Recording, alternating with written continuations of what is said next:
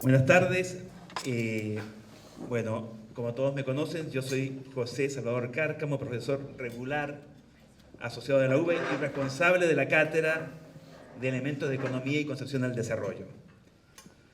En un día como hoy, nació la cantautora Violeta Parra, famosa por el tema Gracias a la Vida y que vivan los estudiantes, que canta el valor de la resistencia a la barbarie de ayer, que es realidad en el día de hoy, lamentablemente, en la ciudad de Buenos Aires.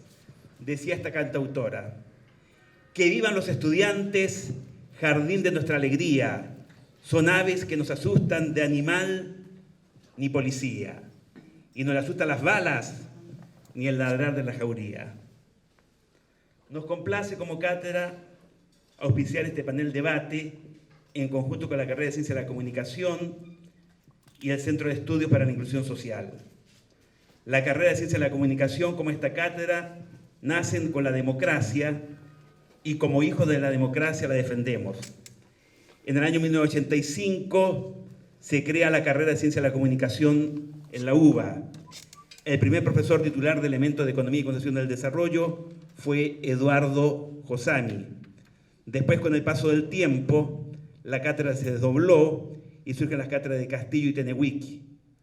La cátedra de Marta Tenewiki mantiene su continuidad a través de quien les habla, tras la partida de Marta a otra estrella de este universo que nos acoge.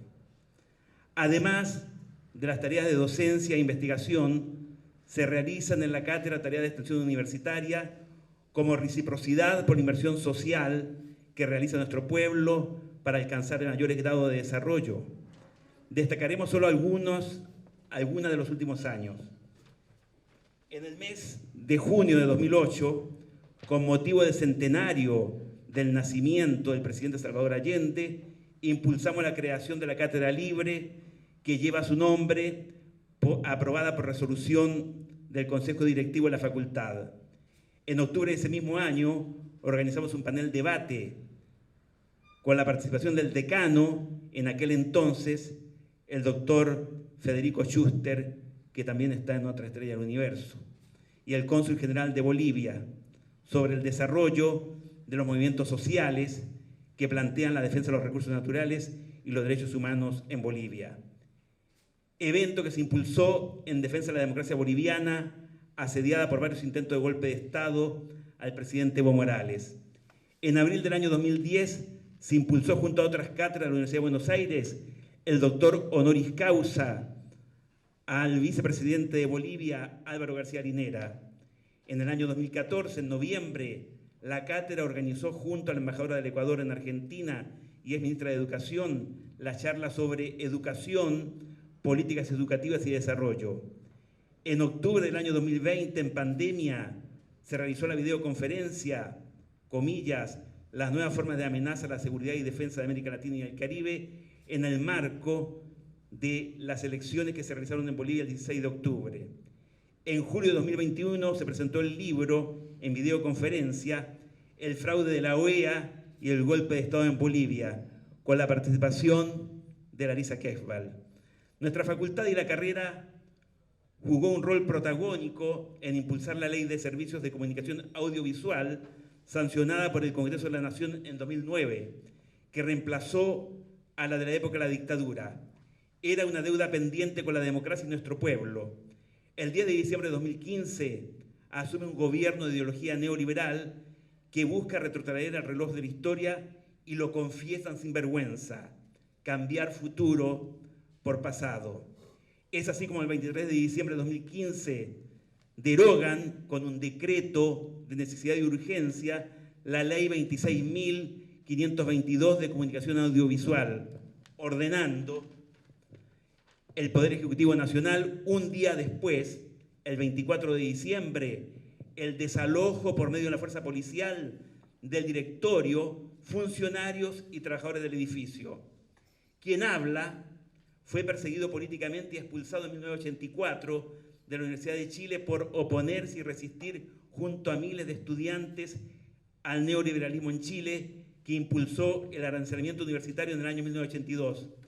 Por eso estoy aquí y formé una familia argentina. El 1 de septiembre de este año, la nación vivió un hecho inaceptable: el intento de asesinato, magnicidio a la vicepresidenta de la Nación. Hechos como ese ocurrieron antes en el país contra el expresidente Hipólito Yrigoyen, Juan Domingo Perón y Raúl Alfonsín. La vicepresidenta ha sido sometida desde hace 7 años a la persecución de los medios de comunicación con agravios y fake news, la persecución judicial, lawfare y la posición política que busca su proscripción.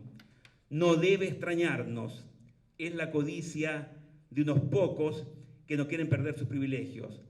La historia nos muestra que este tipo de prácticas discursivas, jurídicas y políticas tienen como objetivo justificar, como decía muy bien el Diego y la dice en un escrito la semana pasada, la violencia política. Esta situación también la han padecido otros líderes populares de la región: Lula, Evo Morales, Rafael Correa, etcétera, que luchan para que sus pueblos accedan a una mayor calidad y por tanto extensión de sus derechos. ¿Por qué defendemos la democracia y la vida? Como plantea Manfred Max Neef en un texto que ustedes tienen que leer, ¿cierto? Se realiza este panel debate.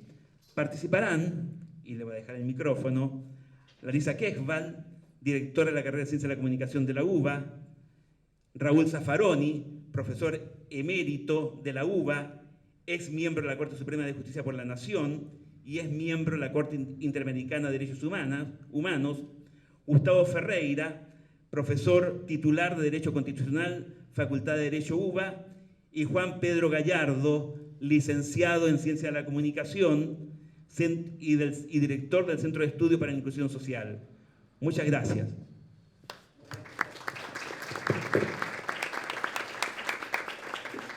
Gracias, José. Bueno, como decía José, yo soy Larisa, la directora de la carrera de Ciencias de la Comunicación, y desde este rol le quiero dar la bienvenida a todas, a todos, a nuestra carrera y a nuestra querida Facultad de Ciencias Sociales.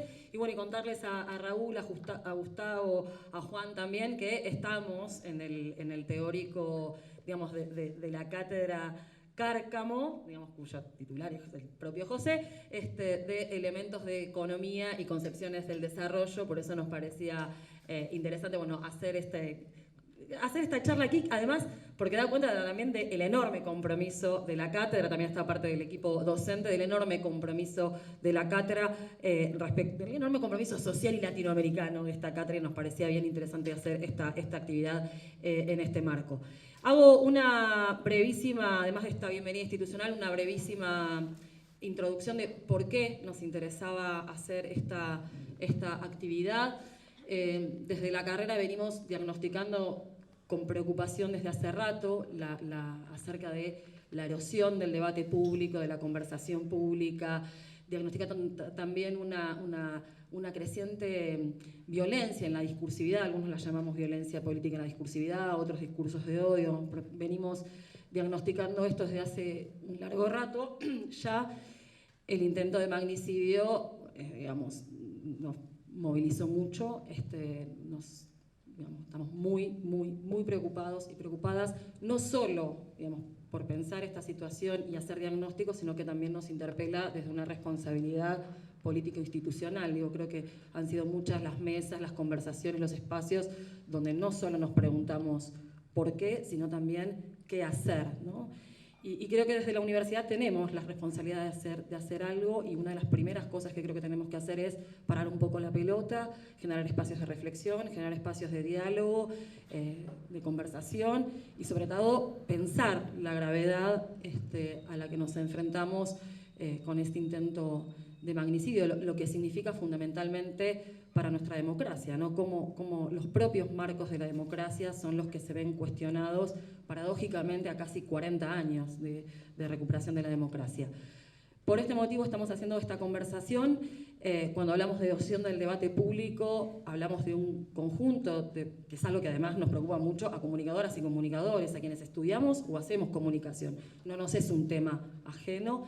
Pensamos en la confluencia de un conjunto de procesos, de lo que se llaman, por supuesto, los discursos de odio o esta discursividad violenta, las fake news, y también del lawfare en el sentido, digamos, o respecto del rol que tienen los medios de comunicación en la trama, digamos, desde la cual se constituye el lawfare también. Así que nos parecía importante detenernos a pensar esto.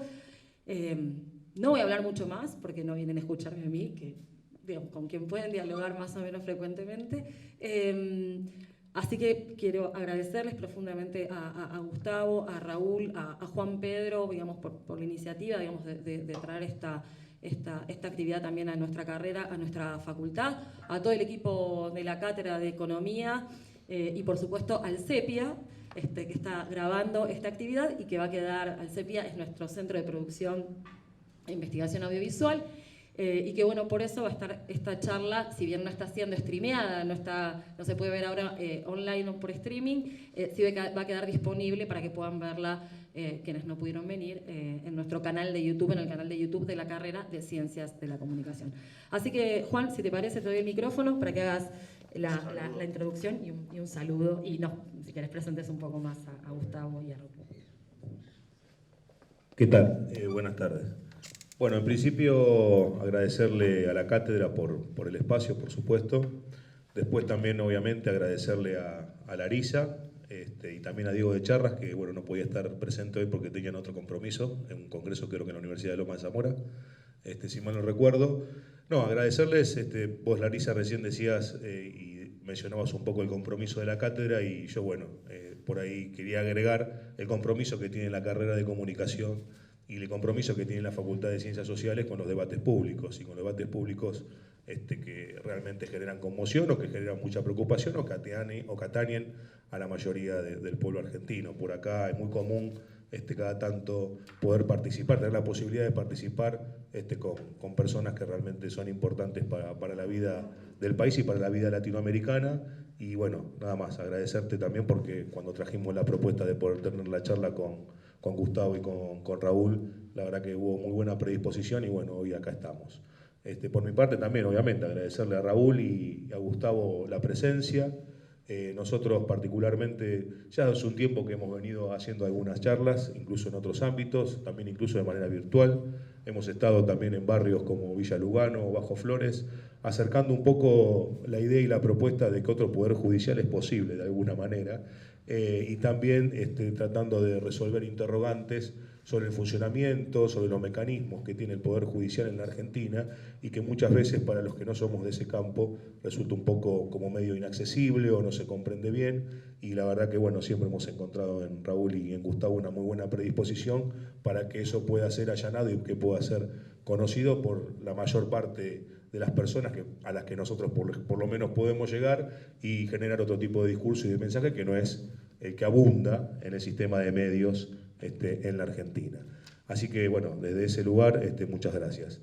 Un poco la idea y la propuesta del día de hoy es justamente bueno, conversar sobre un hecho que sucedió hace poquito más de un mes, y que tiene que ver y que puso en el centro nuevamente a la expresidenta y actual vicepresidenta de la Nación, Cristina Fernández de Kirchner, en una situación muy compleja, en una situación donde peligró su vida, y obviamente que eso generó y disparó un montón de debates y de circunstancias.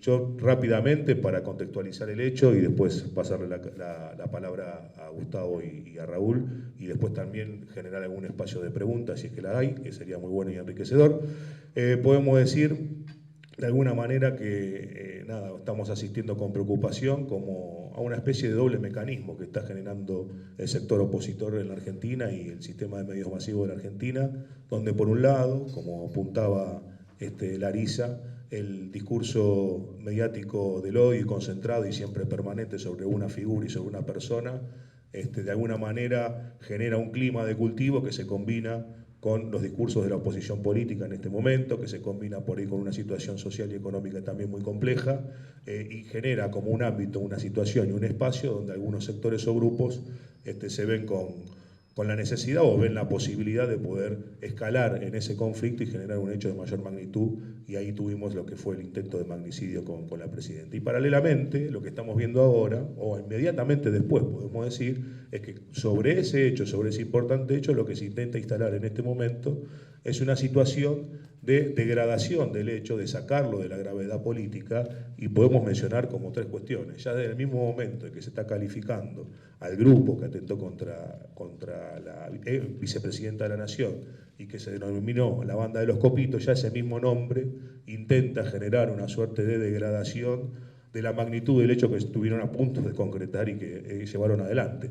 Paralelamente se suma una editorial en el Diario de la Nación, de días atrás, donde ya pone en tela de juicio el atentado y habla de un posible autoatentado.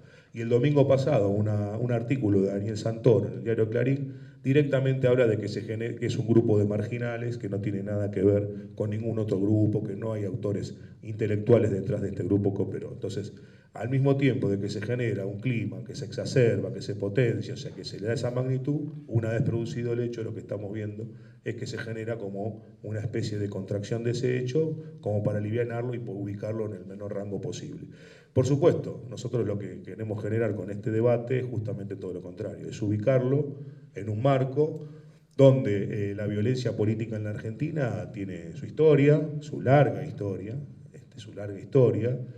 particularmente yo creo que acá obviamente entran cuestiones que tienen que ver con el peronismo y el antiperonismo, que tienen que ver con cuestiones que hacen, por ejemplo, a situaciones que se van dejando atrás, como por ejemplo puede ser en algún momento lo que fue la salida de la última dictadura militar, y por ahí un cierto consenso en cuanto a que a la violencia política con sentido físico se veía como medio fuera de lugar o no se producía, que hubo excepciones por supuesto.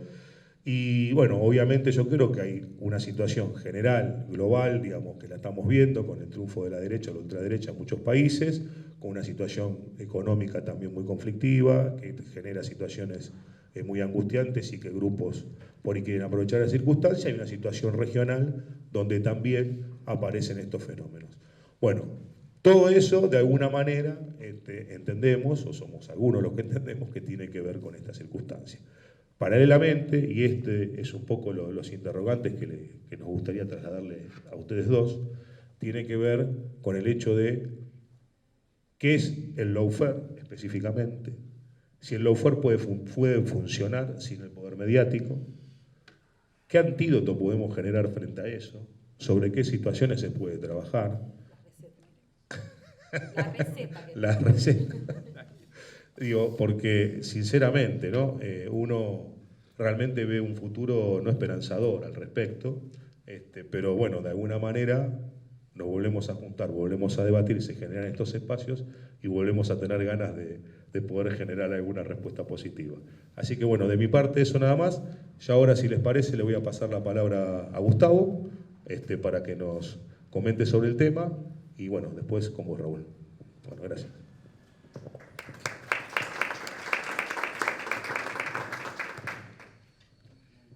Buenas tardes a todos, señor titular de cátedra, señora directora de la carrera, señor director del Centro de Inclusión Social, señor profesor emérito de la UBA, profesor emérito, colegas, alumnos. Es un verdadero placer para mí estar nuevamente aquí después de tanto tiempo en la Facultades Sociales. Cuando nosotros éramos muy jóvenes estábamos todos juntos, pero después perdimos sociales en el camino y ahora son ustedes. Entonces éramos nosotros, Derecho y Ciencias Sociales, todavía está en el frontispicio de la facultad. Un día vamos a tener que borrarlo eso. Un frontispicio un poco fascista, además. Totalmente fascista. También mi agradecimiento a las compañeras y a los compañeros que están recogiendo el audio, el video y las fotografías en este momento. Habitualmente con Raúl, cuando estamos juntos, tenemos una estrategia de qué va a hablar cada uno. Hoy no tenemos ninguna estrategia, no hemos arreglado nada, no es ninguna conferencia de prensa y no tenemos ningún defendido famoso por ahora. Algunos tuvieron. Sí, por ahora. Y la convocatoria está con dos significantes, que es lawfare y magnicidio. Yo me voy a referir exclusivamente al lawfare, no porque el magnicidio no sea importante y no porque haya arreglado con Raúl para que Raúl hable de eso, ni porque le esté pidiendo, sino porque no hubo ninguna estrategia preliminar. ¿Por qué quiero hablar del lawfare? y por qué he preparado estas ideas para compartir y discutir con ustedes respecto de un nuevo campo semántico que lo propongo con ustedes, que son nuevas inquisiciones, o no tanto. El Loeffler a mí me presenta un problema estrictamente lingüístico. Hace muchísimos años, más de 40, aprobé mi último examen de inglés, pienso en inglés, puedo pensar en inglés, tengo capacidad, ya rendí el FIRST cuando tenía 20, pero cuando tengo que pensar en una institución que la traemos y la tenemos que aplicar y explicarle a la gente lo que es el Loeffler, en realidad dije, si me están invitando para hablar del Loeffler, preferiría hablar y explicarles a ustedes por qué siento la necesidad de hablar de nuevas inquisiciones, que no tienen nada que ver con una obra publicada hace 70 años llamada Otras Inquisiciones, por un autor muy, muy conocido, un cuentista y poeta muy conocido de la Argentina.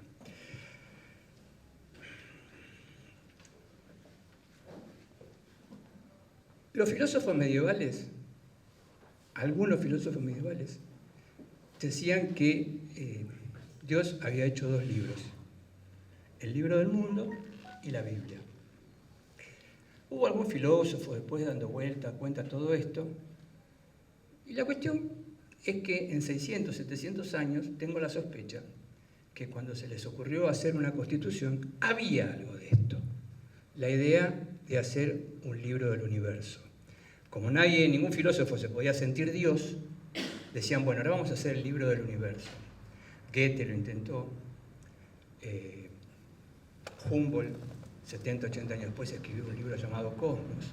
O sea que la idea de escribir un libro del universo que tuviese todo, absolutamente todo, daba vuelta. Los constitucionalistas hemos descubierto que en la Constitución es el sitio donde podemos colocar todo aquello que se puede consensuar para dividir el poder y organizar una comunidad. Desde hace aproximadamente unos 250 años, un filósofo que venía en el Océano Atlántico llamado Thomas Paine, la llamó la Biblia política, que las mejores eran las que entraban en el bolsillo del saco que usaban por aquella época. Una Biblia política, la Biblia política del Estado. Y en esa Biblia política del Estado se condensaban absolutamente todas las ideas que tenían que ver con la organización del poder y la distribución de los derechos. Esas ideas, que para poner un momento, en 1787, 1789, se pusieron por primera vez por escrito, se expandieron a lo largo de todo el mundo. Hoy, todos los países del mundo tienen una constitución. Más moderna, menos moderna, más atrasada, menos atrasada. Todos tienen una constitución.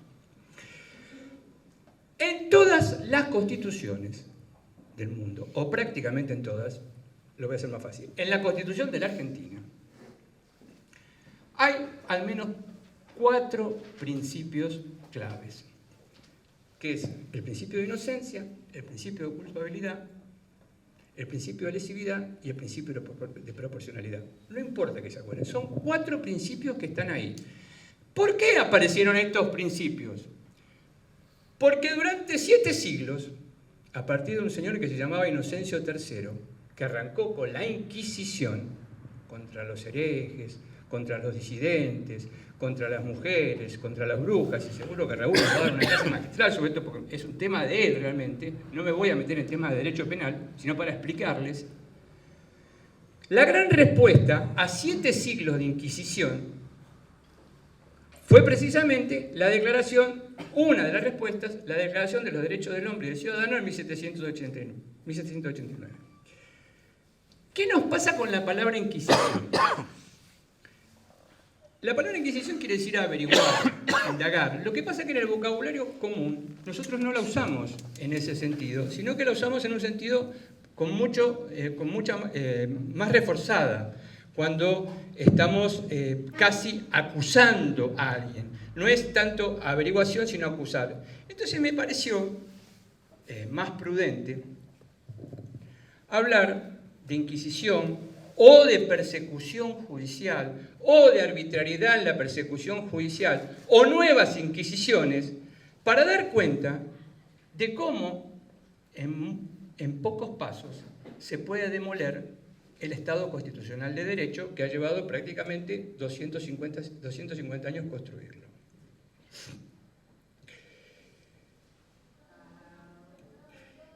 Los franceses, o las colonias norteamericanas, o quienes hayan pensado alguna vez estos principios, evidentemente estos principios eran una reacción enorme contra los grandes inquisidores. El inquisidor perseguía con arbitrariedad y decidía establecer su verdad, que su verdad era su doctrina. Y a partir de eso se produjeron persecuciones, asesinatos, en fin, un desastre en la vida de la humanidad. Cuando se inventa el Estado constitucional y se consignan en la mayoría de las constituciones estos 4 principios que he mencionado y sobre los cuales ahora voy a explayarme en la conversación, quedaba claro que el nacimiento del Estado constitucional marcaba un punto de inflexión. A partir de ahora, el Estado constitucional va a decidir cuánto poder tiene para castigar, cuánto poder tiene para imponer una pena. Y además, una novedad absoluta en el imaginario de las comunidades, el poder de recaudar. Para medir, de alguna manera, el derecho, la soberanía de un Estado, se puede calcular o dimensionar cuánta potestad tiene para punir y cuánta potestad tiene para recaudar impuestos. Estas son 2 grandes medidas que se pueden calcular. Independientemente de lo que pensemos de si es un Estado más liberal o un Estado más socialista, estas son las condiciones. Los 4 principios sobre los que voy a hablar básicamente ya estaban en la Declaración de los Derechos del Hombre y del Ciudadano de 1789. De ahí se transmitieron a nuestro protoconstitucionalismo en la Argentina, los recoge la Constitución Federal de 1853 y después, a través de las reformas, y especialmente a partir de 1994, varios de estos principios tienen jerarquía constitucional porque forman parte del entramado del derecho internacional de los derechos humanos. El más importante, a mi juicio, el más devastado cotidianamente, es la tergiversación del principio de inocencia. El principio de inocencia es una presunción abierta, dura, palmaria, que hasta que una persona no es encontrada culpable por una sentencia pasada en la autoridad de cosa juzgada firme, no se puede decir nada absolutamente respecto de su culpabilidad. Esto fue tan enorme que los franceses, seguramente alarmados por lo que eran los parlamentos y las persecuciones judiciales, dijeron, no, esto lo vamos a tener que escribir en la declaración de que se presume inocente. La Constitución Federal de 1853 no recogió expresamente la presunción de inocencia, pero fue una derivación clarísima, hay fallos del siglo XIX de la Corte y del siglo XX, donde se establecía la presunción de inocencia. A punto tal que desde todo momento en la Argentina, del Estado constitucional, todos los habitantes de la República Argentina somos inocentes. Todos somos inocentes. Hasta que se lleve a cabo un enjuiciamiento penal, el Estado coloque la prueba y exista un juez que dicte una sentencia.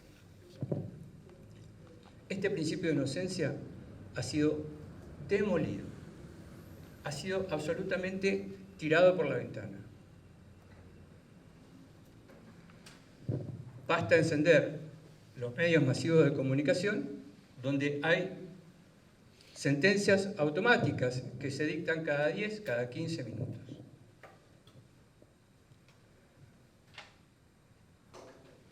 Entonces,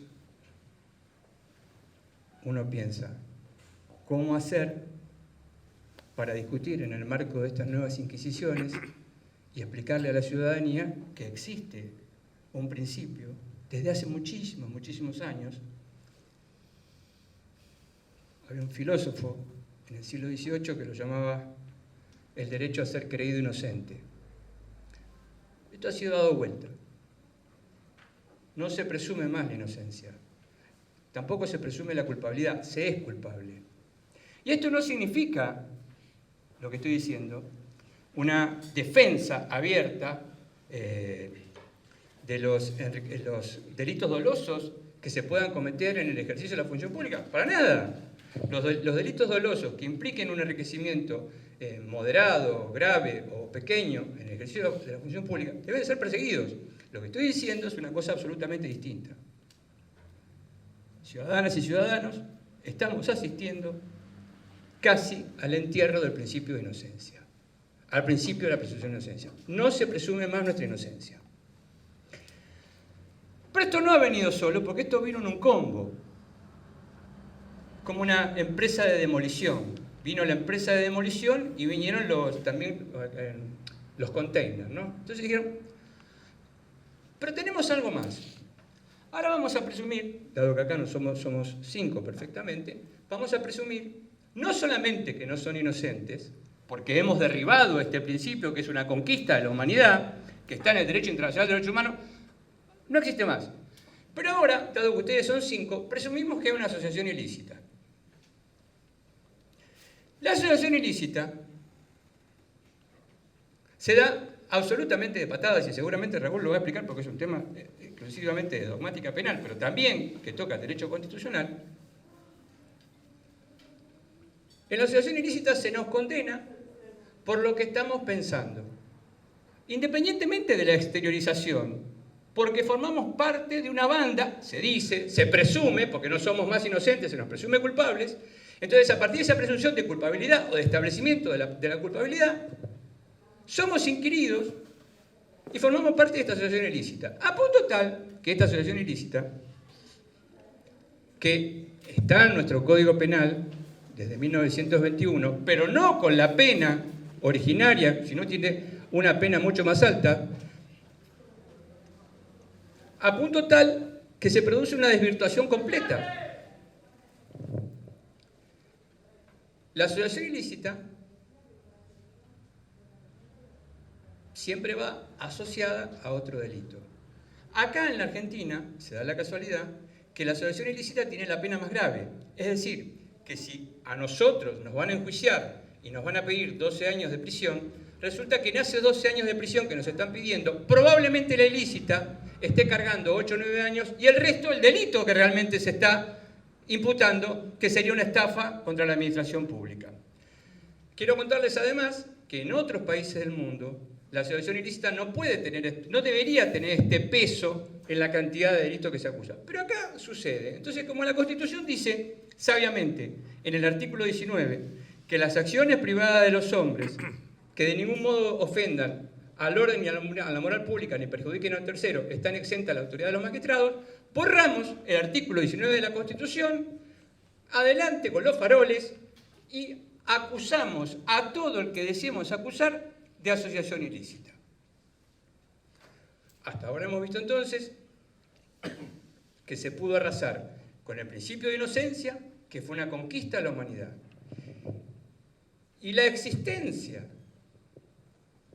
de condenar a las personas por un mero peligro, que en realidad es un peligro que no existe, es un derecho penal irracional que no encaja en la Constitución de la Argentina, pero que lo hacen encajar. Y además, cuando se pide esta condena por asociación ilícita, la mayor cantidad de años de la acusación fiscal de la ilícita hace que se destroce absolutamente cualquier sentido de la proporcionalidad. O sea, es increíble que se pueda acusar por una cantidad de años por asociación ilícita cuando el delito en realidad, el perseguido, era una estafa contra la administración pública.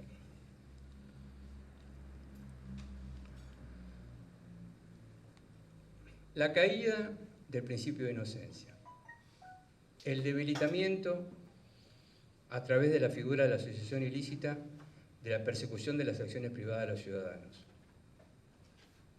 la pulverización de cualquier principio de racionalidad a través de estas acusaciones irracionales en la proporción de los castigos que siguen. Y esto tiene un corolario, que es la consecuencia de la desvirtuación del principio de inocencia, que es la desnaturalización del principio de culpabilidad.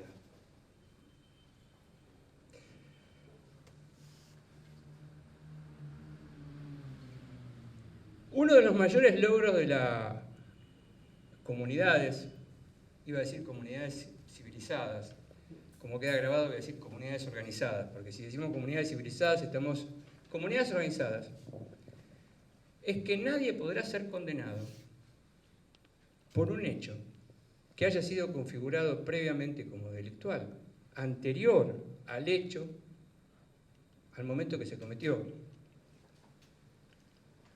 Esto se desvirtúa por completo.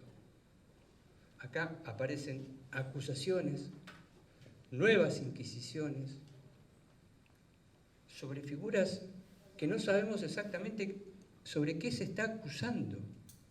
O peor todavía, se vuelve a acusar sobre cuestiones que fueron sobreseídas. No hay delito sin pena en el Tratado de Zaffaroni. En la obra de Zaffaroni no hay delito sin pena. En la obra de Zaffaroni no hay delito sin configuración de ley previa. En la obra de Zaffaroni es imposible que un juez o un fiscal pueda arrogarse la persecución de un ciudadano por un delito que no estaba configurado como tal anterior al hecho en que se exteriorizó la conducta. Todo eso lo van a encontrar idealmente en la obra de Raúl. En la realidad ocurre tristemente esta situación. Entonces nos enfrentamos con que esa Biblia política, que redondamente quiere gobernar toda la vida de los ciudadanos, que significó, en algún sentido, el triunfo del iluminismo, el triunfo del racionalismo. Esa Biblia política que trata de condensar la vida del universo del Estado. ¿Cuántas vidas, cuántas obras tuvieron que llevarse adelante para consagrar al menos estos 4 principios que acabo de mencionar, para que de golpe y de repente haya sectores de la Argentina donde estos principios no rigen? O sea, acá, en este sitio, podemos hablar de la Constitución Federal, del sistema del derecho internacional de los derechos humanos, de lo que demuestran los principios, pero hay una persecución que se lleva adelante contra aquel que no piensa igual. Y aquel que no piensa igual es perseguido a través del ejercicio de la potestad jurisdiccional, que se pone en funcionamiento habitualmente con tribunales que conocemos en qué sitio de la ciudad de Buenos Aires se encuentran. Digo, porque se encuentran acá, porque están centralizados, podría ser en otro lugar de la República, pero se da la casualidad, dado que esto va a quedar grabado, que solamente, o digamos, la mayor parte de esta tarea inquisitiva se despliega desde unos tribunales que se encuentran en la ciudad de Buenos Aires. Quiere decir que está bastante localizado, que no está expandido, está localizado. Alguien se hacía la pregunta acá respecto sobre las posibilidades de democratizar el Poder Judicial o de llevar adelante una reforma del Poder Judicial o de fortalecer de algún modo el Poder Judicial y el Ministerio Público. Dice, bueno, mire, por lo menos por una cuestión geográfica, como cuando preparábamos los exámenes, cuando éramos alumnos, y bueno, tenemos este material, esto es lo que tenemos que leer, está acá, lo ponemos sobre la mesa. Esta situación que estamos mostrándole a ustedes, o que yo estoy mostrándole a ustedes, está localizada en un sitio de la ciudad de Buenos Aires. Por esa razón, prefiero hablar mucho mejor de nuevas inquisiciones, en el sentido atribuyendo a la Inquisición persecución, establecimiento de la verdad, te voy a perseguir hasta que te hables, te voy a perseguir. Claro, en aquella época existía la confesión, que era la probatio probatísima, y existían las tormentas, las torturas. Ahora, esto es muchísimo más sofisticado. Están los medios de comunicación para sabotear constantemente el principio de inocencia, el principio de culpabilidad, el principio de proporcionalidad, el principio de reserva. Tenemos una constitución política desde 1853. Hay cosas que están bien en la Constitución, hay cosas que correspondería actualizarlas. Pero dentro de las cosas que están bien en la Constitución estaban estos principios de los que estoy hablando. No digo que estábamos muy satisfechos, digo, nos podemos presentar frente al mundo y decir, mire, nosotros tenemos una comunidad organizada y en esta Biblia política que utilizamos para llevar a cabo nuestra vida cotidiana tenemos estos 4 principios, que tiene prácticamente el resto del mundo. Se los ha hackeado. Se los sigue hackeando. Esto quizá cuando se originó, porque no sabemos cuándo empezó. El problema de esta situación es que no sabemos cuándo empezó, ni sabemos dónde empezó, pero empezó. Empezó por un tribunal, empezó por un fiscal, empezó por causas que se empezaron a promover, y hoy dejo de lado el principio de inocencia, mañana sumo el de culpabilidad, después sumo el de lesividad, después subo el de proporcionalidad y me queda el de humanidad nada más. Una vez así, borré todos los principios, queda derrumbado el derecho penal y seguimos para adelante casi un jaque mate al Estado constitucional de derecho. La situación es verdaderamente preocupante porque, en mi caso particular, que como constitucionalista, obviamente no me van a... Yo estoy muy agradecido por la invitación, no me van a invitar para hablar del sexo de los ángeles o sobre el paraíso, siempre los constitucionalistas hablamos sobre cosas que no se pueden explicar, probablemente porque nos dediquemos a esas cosas que no se pueden explicar, porque somos inexplicables. Entonces, pero es singular, atravesado lo que está ocurriendo. Y mucho más cuando uno puede ver el panorama y decir, ¿qué va a pasar con todas estas causas? ¿Cómo van a seguir tramitando? ¿Cuándo van a llegar una vez a la Corte Suprema de Justicia de la Nación? Una Corte Suprema de Justicia de la Nación, el cual yo le entregué un informe individual al presidente de la República hace 2 años para decirle cuáles eran los cambios que tenía que hacer, a mi juicio, en la Corte Suprema de Justicia de la Nación. Empezando por la ampliación, pero no solamente. Pero como acá tenemos un ex magistrado de la Corte Suprema, él seguramente se va a explayar y ustedes saben que no teníamos nada armado para venir a compartir esto con ustedes. Como estoy tan preocupado, encontré una cita de Bertolt Brecht.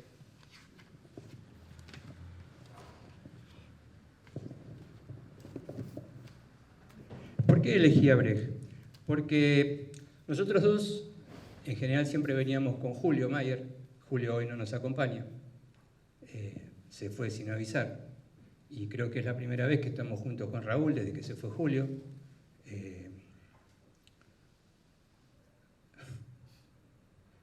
Bueno, andábamos los 3 juntos con una idea que había imaginado Diego Pinillo, que está acá. Estábamos en la etapa preliminar del lawfare o de las nuevas inquisiciones, caminando por la provincia de Buenos Aires, íbamos los 3 juntos. Y a Julio, que era muy cabeza dura,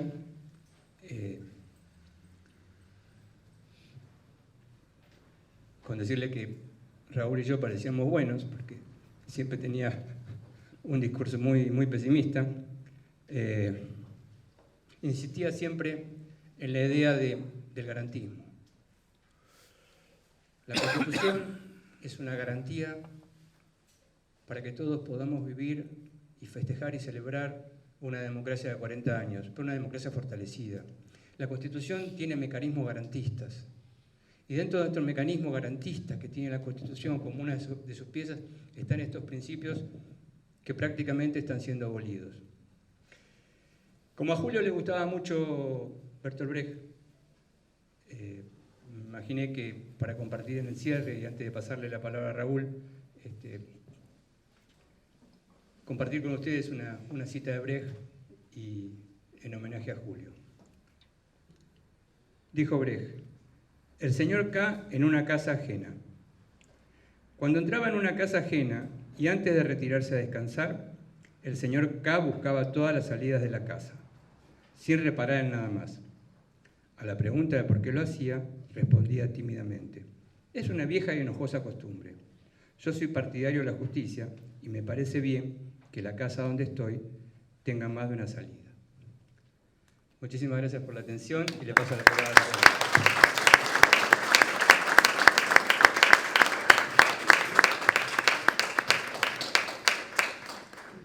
Bueno, compañeros, muchísimas gracias por la invitación. Muy complacido de volver a estar acá. Seguramente, me echaron encima del magnicidio, ¿no? Bueno, como viejo profesor de criminología, tengo que decir que la criminología se ocupó poco del magnicidio, pero hay distintas clases de magnicidios, algunos hechos por psicóticos, sí. Un tipo un día mató al presidente McKinley en Estados Unidos porque no lo nombraba cónsul en Alemania. Bueno, son pocos. Hay otros que son producto de conspiraciones más o menos amplias. Por regla general, cuando hay una cuestión nacional de por medio, como el atentado con bombas a Napoleón III, por considerarlo un obstáculo a la independencia italiana. Hay otros que no están muy esclarecidos, como el asesinato de Gaitán en Colombia en el 48, u otros que, son medio dudosos, como el asesinato de Colosio, del candidato a presidente de México por el PRI, o de Galán, el candidato a presidente del Partido Liberal en Colombia. Este último se investigó, finalmente se lo atribuían a los extraditables y finalmente apareció un senador y algunas cosas así, exacto. Pero hay otros, que es la gran mayoría, ¿no? Otros que dejo de lado todos estos, otros que es el modelo Eróstrato. Eróstrato era un pastor no un pastor religioso, un pastor de ovejas, que un día se le ocurrió quemar una de las maravillas del mundo antiguo, el templo, y le prendió fuego. Cuando lo interrogaban con tortura, ¿por qué lo hizo? Y porque quiero ser famoso. Y bueno, no crean que esto que ha pasado con Cristina, sí, no sé, están buscando conspiraciones. No. Un tipo que dice que lo quiere defender el fiscal, que quiere que lo defienda el fiscal Luciani y que está seguro que el pueblo lo va a ir a sacar y a liberar, es un border, sin lugar a dudas. Y el grupo que hay ahí es un grupo no muy grande. Y realmente responde a la tipología del Eróstrato. ¿Sí? No van a llegar a mucho más. Fíjense que una gran mayoría de magnicidios cometidos y de tentativas, pero el propio asesino de Lincoln era un actor fracasado que creía que iba a pasar a Virginia y lo iban a recibir como un héroe. Pasó a Virginia, lo iban persiguiendo hasta que finalmente lo mataron. Después, el tipo que mató a Sadi Carnot, el tipo que entendían que saltaban a la fama, ¿no? El de Lennon. Claro, el problema es, esto dicho así, diría, bueno, en cualquier momento emergen borderlines de esta naturaleza. Es un hecho que se produce, sí, como si fuera un hongo que sale. No, eso no es cierto. Es cierto que los eróstratos existen y que a veces se lo manifiesta en forma abierta, ¿no? Como hace que dice, no, va a venir el pueblo a sacarme de acá, ¿no?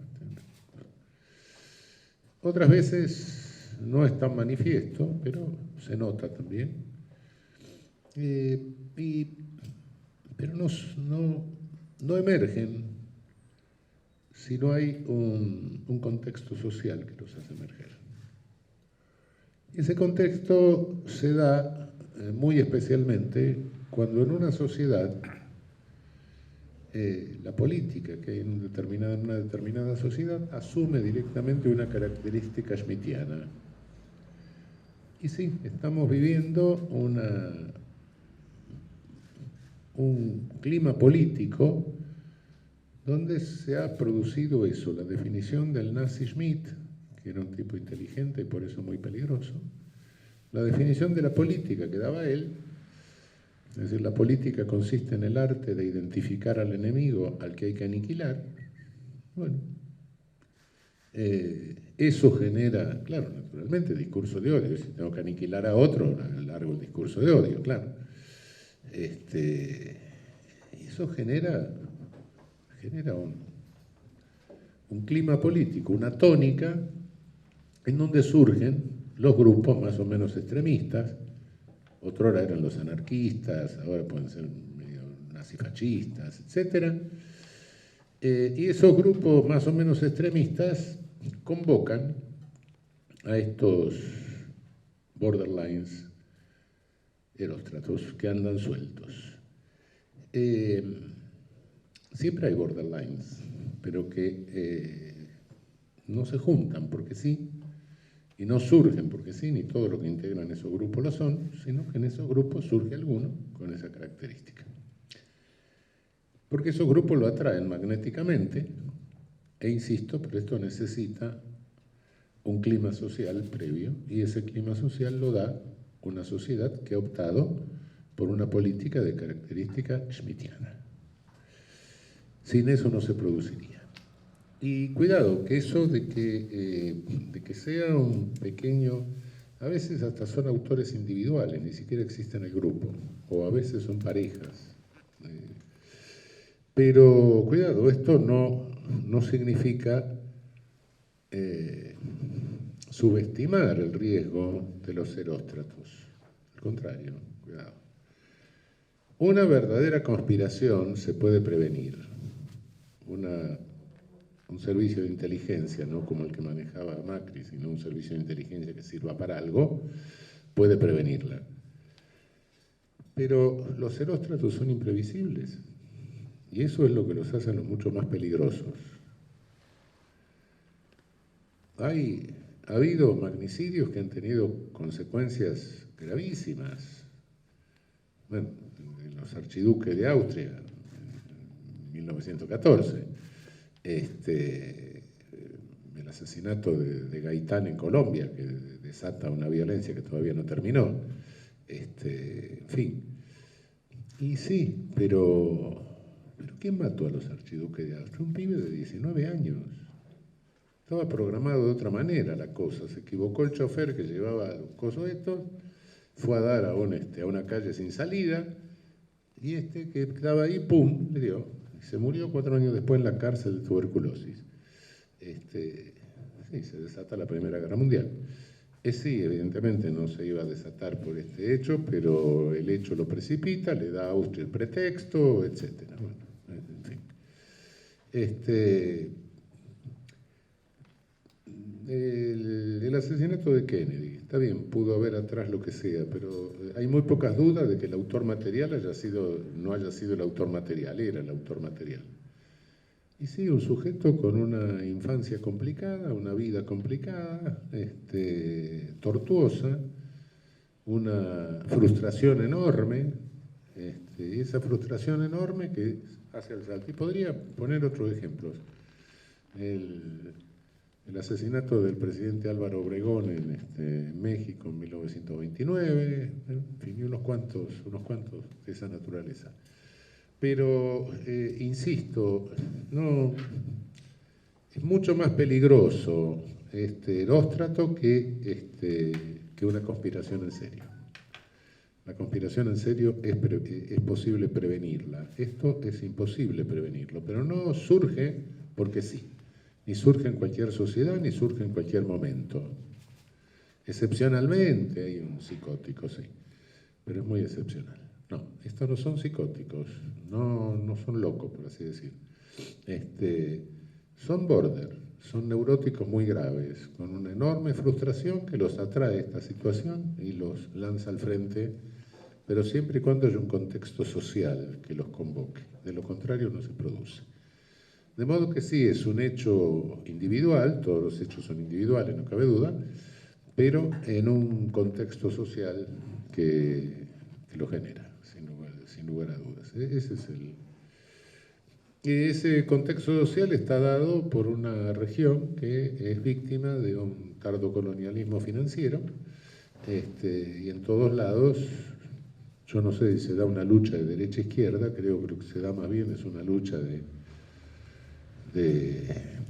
colonialismo y soberanía, dentro de la cual se puede hablar, sí, de derecha-izquierda y de clases sociales, pero con unas características muy particulares. No son las mismas que se podían dar en el momento del capitalismo del norte, en el momento de la acumulación originaria de capital, no. Y se dan en una región donde, por otra parte, estamos... toda cuestión de clase se mezcla con una cuestión racista. Si no me remito al ejemplo de Brasil, no voy a abundar en el caso. Mirando el mapa electoral de Brasil, hoy lo tenemos perfectamente claro. No porque no se repita en otros contextos, ni porque nosotros no tengamos racismo, por supuesto. Lo cierto que, bueno, se da en este contexto, se vale de un monopolio de medios de comunicación, que lo tenemos en toda la región, se llame Televisa, se llame Azteca, se llame Regiglobo, se llame Mercurio, El Comercio, o lo que sea, o Clarín, o lo que sea. Un monopolio de medios de comunicación es absolutamente incompatible con una democracia plural. Entonces estamos a contramano ya de eso, por un lado. Por otro lado, ese monopolio de medios de comunicación está en manos de corporaciones y esas corporaciones responden a los intereses de este tardocolonialismo financiero. El mensaje lo tenemos claro, los gobiernos populares son corruptos, los que estamos del lado de los intereses financieros transnacionales somos vírgenes impolutas. En eso se insiste, y por ende lo que se llama lawfare es algo muy sencillo, que es persecución política de los gobiernos populares y encubrimiento de los macrodelitos económicos que cometen los otros. ¿Es nuevo esto? No, nuevo del todo no es.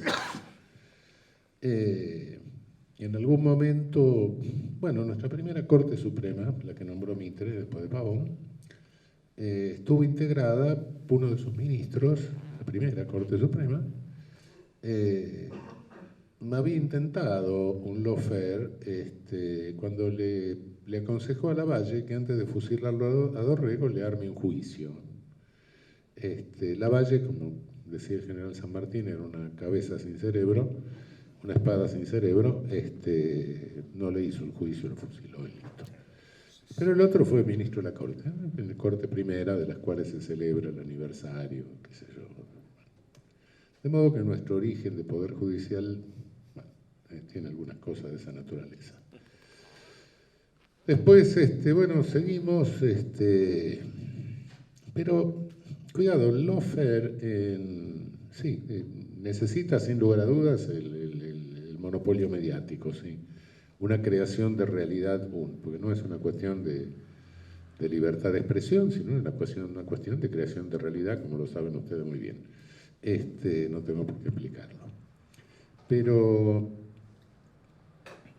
desde el lado del instrumento judicial, no es lo mismo, no ha sido lo mismo en todos los casos en nuestra América, ni es lo mismo. En el caso de Brasil, bueno, todos sabemos lo que hizo el Sérgio Moro, bueno, ahora es senador o diputado, no sé, lo eligieron el otro día. Después no sé qué pasó, la estructura del Poder Judicial de Brasil es muy burocrática, digamos, muy carrerista, por así decir. Extrañamente el Supremo en un momento dado hizo algo que acá sería inconcebible, dio vuelta a todo y anuló todo lo que había hecho Sergio Moro. Curiosamente, quienes mejor se comportaron desde el punto de vista republicano y democrático en el Supremo fueron los ministros más antiguos, es decir, los más conservadores. Los que nombró Lula fueron los que más lo traicionaron, de modo que el casting en esto hay que tener un poco de cuidado, ¿no? En Ecuador la cosa fue distinta. El traidor de Lenín Moreno, que alteró toda la institucionalidad de Ecuador a través de un plebiscito, plebiscito que le permitió seguir adelante en la Corte Interamericana de Derechos Humanos con mi voto disidente, cambió el Poder Judicial, cambió la Corte Suprema, echó la Corte Suprema y puso otra. De modo que, bueno, puso los jueces de él, naturalmente. En Bolivia, durante la dictadura de Áñez, no todos los jueces se prestaron, ni mucho menos, sino que, cuidado, había grupos civiles armados que amenazaban a los jueces, amenazaban a las familias, etc. La situación era otra. Bueno, nosotros no. Nosotros tenemos el Poder Judicial que se fue gestando desde casi 40 años de vida constitucional. No se echó a nadie, no se cambió radicalmente el Poder Judicial, es lo que se fueron gestando a lo largo de 40 años de vida constitucional. Y llegamos al actual escándalo. Yo no le voy a pasar factura a nadie, pero los políticos van a tener que aprender que tienen que preocuparse de la República. Y cuando digo República no lo digo en el sentido de Lilita Carrió, sino para mí la República son las instituciones. Sí, fenómeno, una democracia, sí, pero una democracia necesita instituciones, si no, no funciona. Y no tenemos, ese es el problema, no se preocupan de eso. Entonces, uno les advierte, miren que acá tenemos unos agujeros institucionales locos, es un aberrante lo que tenemos. Bueno, pero no te preocupes, deja, porque, claro, la política es una cosa, es una lucha continua, una competencia continua, están preocupados en otra cosa, y los defectos institucionales, por graves que sean, claro, no se notan, mientras quienes están al frente de las instituciones, o quienes caminan por los caminos institucionales, mejor dicho, pues son caminos, sean tipos más o menos moderados. Pero un día llegan los peores, ese es el problema. Cuando uno proyecta una institución, no tiene que pensar que van a venir santos, no, tiene que pensar que un día van a venir los peores delincuentes, y los peores delincuentes llegan. Y cuando llegan es cuando se aprovechan al máximo esos defectos institucionales y se produce el escándalo, se produce la catástrofe. Claro, uno tiene ganas de decirle, mirá que te lo avisé, ¿no? Ahora mirá lo que te está pasando. Pero bueno, no, sería muy sádico decir eso. Pero efectivamente, sí, es eso lo que está sucediendo. Pero no, más les diré, miren Brasil lo que ha pasado. Lula tiene casi el 50% de los votos. Y sin embargo va a tener que gobernar con un Congreso opositor. Pero, ¿y por qué? Y bueno, ¿y en la Argentina qué pasa? No están los votos. ¿Por qué? Y porque no nos preocupamos de las instituciones y entonces empezamos a mezclar el sistema republicano con el sistema parlamentario. Y de ese modo resulta que nunca, es muy difícil, que un ejecutivo tenga mayoría en las cámaras. Y no solo eso, sino que la oposición, si llega a tener una gran mayoría, lo puede destituir.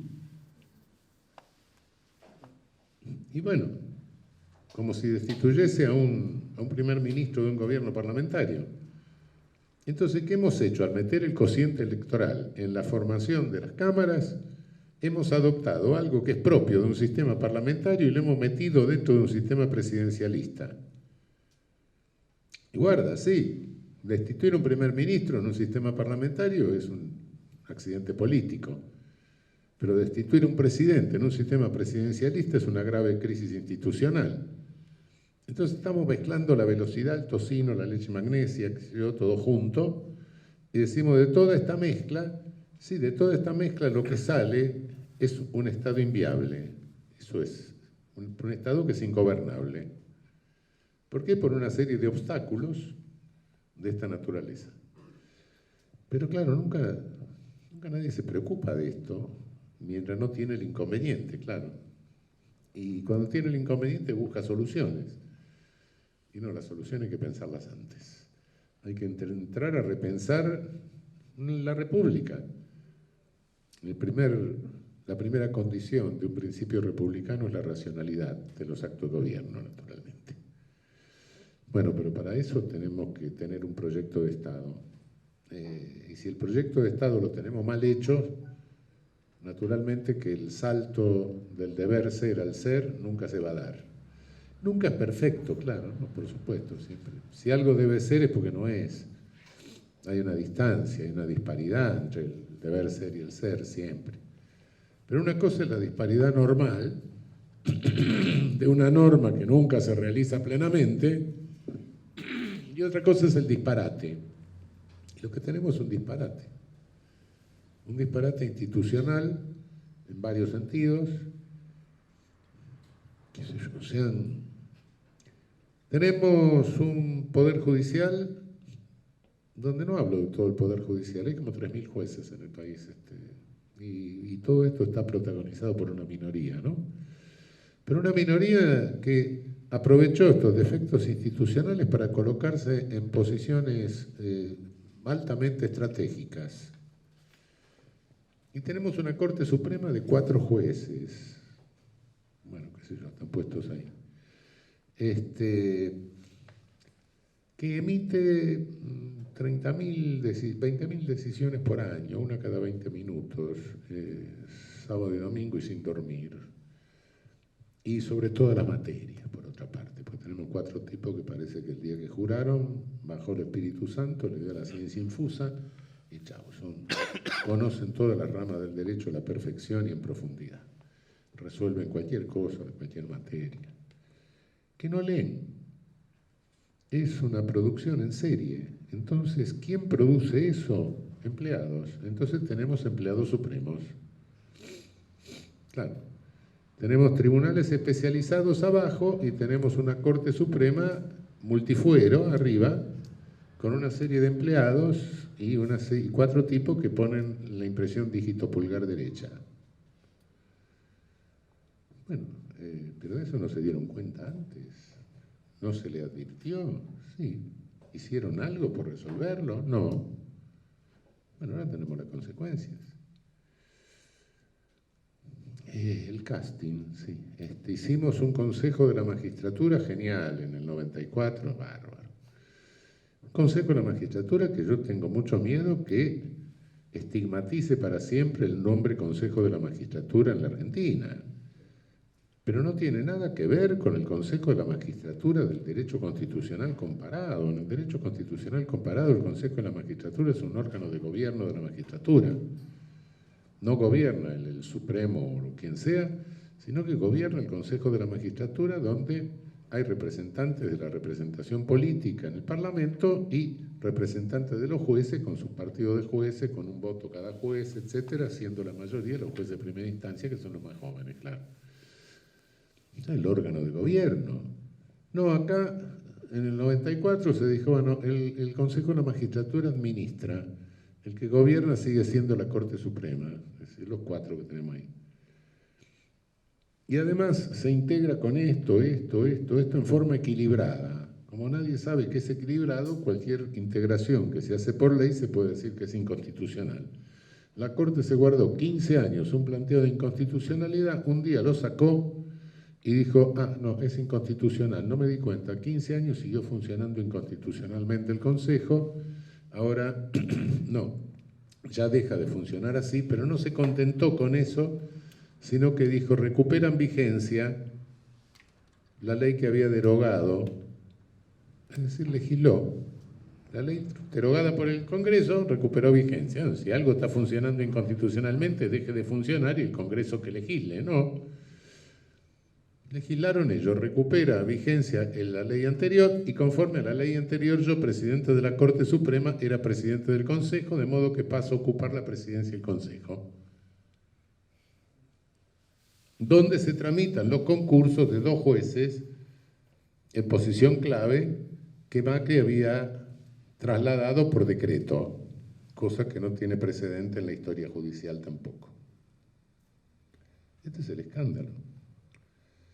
Y sí, pero se había advertido, sí. Bueno, y ahora no sé. Ahora empecemos a pensar en serio en términos institucionales. ¿Qué vamos a hacer? No queda otra. ¿Vieron? Se les dijo. Bueno, sí. Esa es la realidad. Nuestras fuerzas políticas siempre desconfiaron de eso y de alguna manera, bueno, los movimientos populares realmente tienen cierta razón cuando se les habla de principios. Tienen cierta razón porque nosotros nunca tuvimos un Stalin, un Hitler, un Mussolini, ni un Franco. Tuvimos tipos que vinieron y hicieron la misma barbaridad que esos, pero dijeron que lo hacían en nombre de la democracia, de la libertad, del pluralismo, de la tolerancia. Y bueno, hay una cantidad de valores que los arrastraron por el fango, por no decir algo peor, y después cuando uno los invoca, y los invoca en serio, lo miran y dicen, me está tratando de enroscar la víbora, ¿no? Hay una cierta desconfianza a esos mismos valores que fueron deteriorados o gastados por todos los discursos que hemos tenido lamentablemente a lo largo de nuestra historia. Pero lo grave de esto también se agrava esto, porque nosotros hemos tenido poderes judiciales, bueno, hemos tenido cortes oligárquicas, como la que destituyó Perón en el 47 por juicio político que guardó todas las formas. Hemos tenido la corte de la mayoría automática, bueno, neoliberal, sí, efectivamente. Cortes que respondían a cierta ideología en la cual uno se podía parar en la vereda de enfrente y criticarla ideológicamente. Ahora tenemos un poder judicial y una corte que no sabemos a qué responde. Porque si ustedes me dicen cuál es la ideología de esta corte, Bueno, salvo Rosenkrantz, que todos sabemos que es el abogado de corporaciones, el resto también tiene sus intereses, ¿no? El resto no lo sé. Ni siquiera puedo confrontar, ni podemos confrontar ideológicamente, porque no hay ideología. Y es una corte que ha hecho, bueno, ha hecho cosas insólitas. Primero lo del 2x1, pero después dio marcha atrás con el 2x1 y nadie se dio cuenta de lo que hizo. El Congreso sancionó una ley supuestamente interpretativa, que no era interpretativa de nada, las leyes las interpretan los jueces. Era una ley más gravosa. Y los dos votos que se dieron vuelta hicieron aplicación retroactiva de una ley más gravosa, de una ley penal más gravosa. No tuvieron la sinceridad de decir, bueno, reflexioné, me equivoqué y cambio de opinión, sino que hicieron aplicación retroactiva de una ley penal más gravosa. Fue peor la enmienda que el soneto. Luego, esta Corte por sí ante sí decide una cuestión epidemiológica sin llamar un solo perito, con sus propios conocimientos epidemiológicos.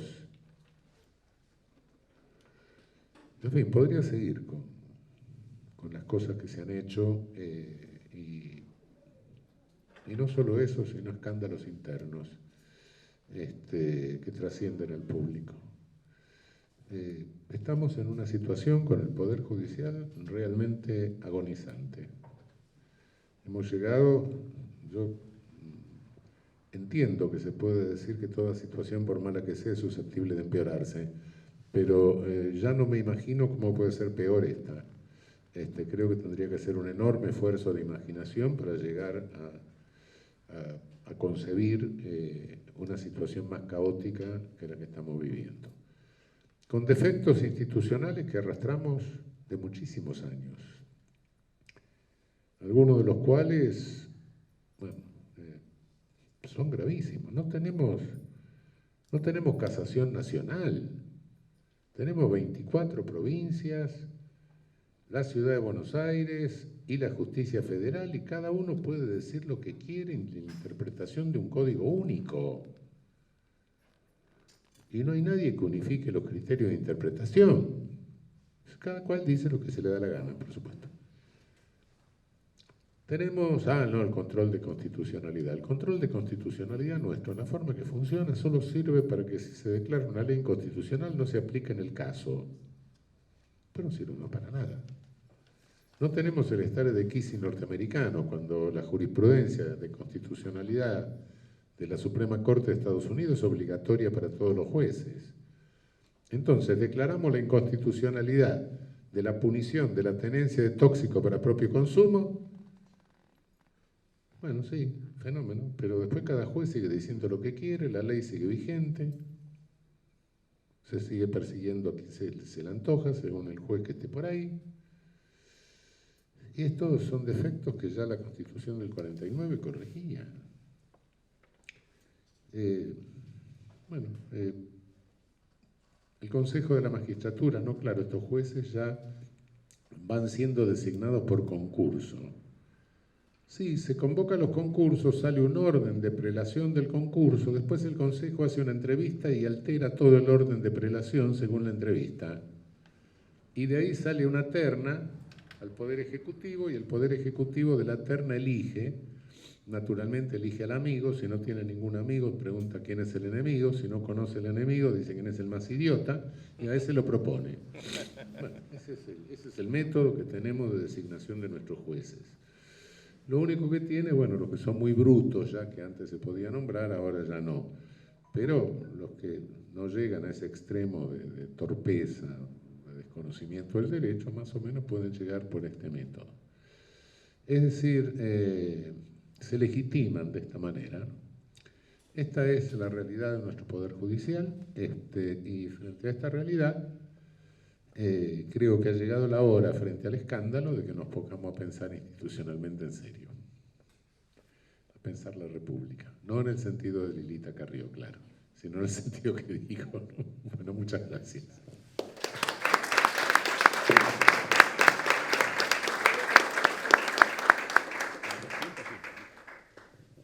Vinimos preocupadas y preocupados, creo que nos vamos más preocupadas y preocupados. Yo estoy tentada de decir un par de cosas, de todos modos, nada, me parece que está buenísimo aprovechar la presencia de ambos para poder también circular comentarios, preguntas, digo, me parece que está bueno, así que si alguien quiere hacer algún comentario para aportar al diálogo o alguna pregunta, avanti. O nos inundó la preocupación y no tenemos más nada para decir. Dale. ¿Querés acercarte? Porque así queda grabado. Está buenísimo. A ver. Gracias, José. Así llega. Que no será el momento de instalar fuertemente lo de la comunidad organizada, de recuperar, y no la república, porque nosotros como peronistas pensamos en nación, no en la cosa, pues muy formal, ese tema de la república, suena, ¿no?, como una cosa, y que no se cumple, aparte, no. Por ahí desde el pensamiento nuestro, ¿no?, que es nacional y popular, me parece, en ese punto. Sí.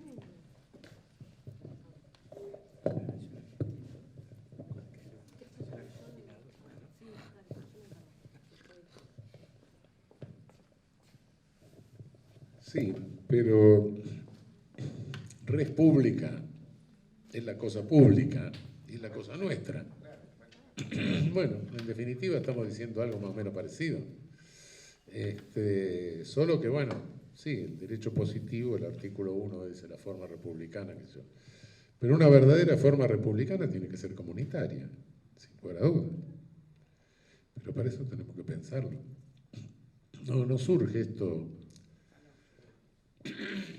Yo no creo en un romanticismo que las cosas salgan en una versión Savigny del derecho, no creo en eso. Sí creo que hay un sentimiento comunitario, pero bueno, hay que darle forma, ¿no? Ese es el asunto. ¿Alguien más que quiera hacer algún comentario?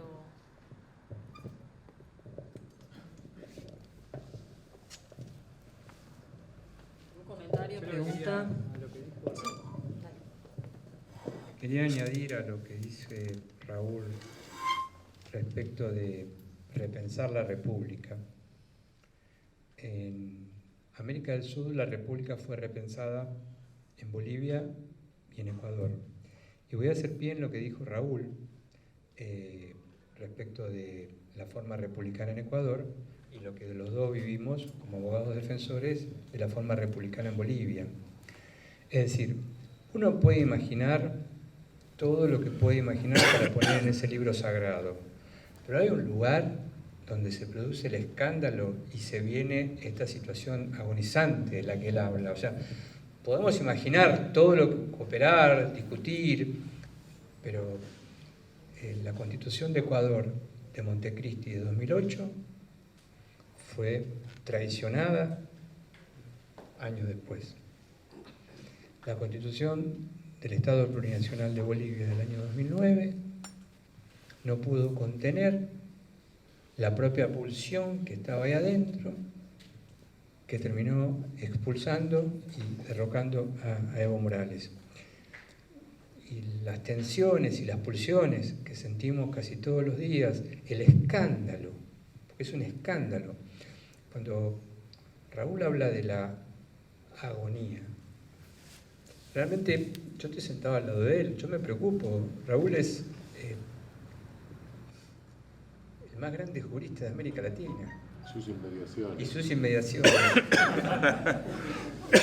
Digo América Latina porque como él dice que es muy difícil definir América Latina y sus inmediaciones, no sabemos de qué estamos hablando, pero si él dice a 20 centímetros tuyo